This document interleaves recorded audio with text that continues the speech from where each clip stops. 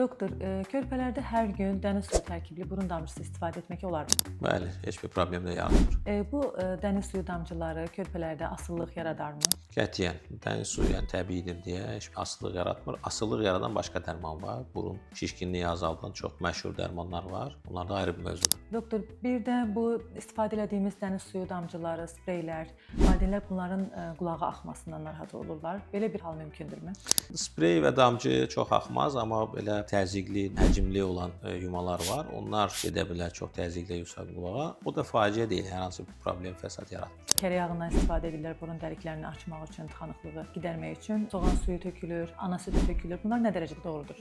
Adi dəniz suyu, natri xlor varsa, əlavə hər hansı bir şeyə ehtiyac yoxdur. Bəzən çox quruyur burun. Biz özümüzdə müəyyən yağlar, yağlı damcılar tövsiyə edirik. Soğan biraz çox acıdır, axıdır, yəni tövsiyə etmirik. Amma belə də bir dəfəyə məxsus istifadə olsa, aşırı da ziyanı olmaz, əksinə xeyir olur. Allah-Taala onsuz da bizə elə yaradıb ki, əgər burun tıxanırsa uşağın o çox ağlayır və göz yaşları burnun içinə gedir kanalla. O göz yaşı özü yuyur burnu. Göz yaşı da təxmin elə dəniz suyu.